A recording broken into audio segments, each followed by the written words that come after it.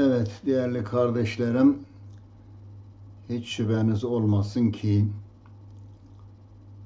insan kötü işlerde bulunup cehenneme atıldığı zaman Allah'tan başka kendisine yardım edecek biri bulunamaz. Ancak Allah kendisine yardım eder. Ötesi yoktur bunun.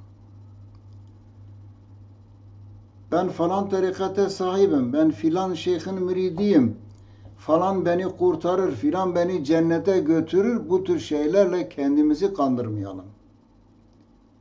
Bizi cennete koyacak olan da Allah'tır, cehenneme koyacak olan da Allah'tır. Bakın Cenab-ı Allah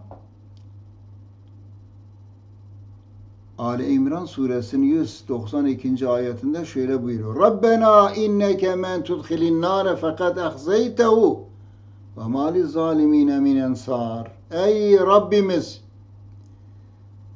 Senin cehenneme atıklarını artık rusvay etmişsindir. Rezil etmişsindir.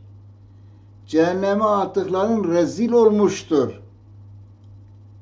Onlar zulmetmişlerdir en başta kendi nefislerine ve mali zalimine min ensar, zalimlerin hiç de yardımcıları yoktur. O zaman salih ameller işleyeceğiz, zulüm etmeyeceğiz ki Cenab-ı Allah bizi sevsin, bizi cennetine atsın, cehennemine atmasın ve bize yardımcı olsun.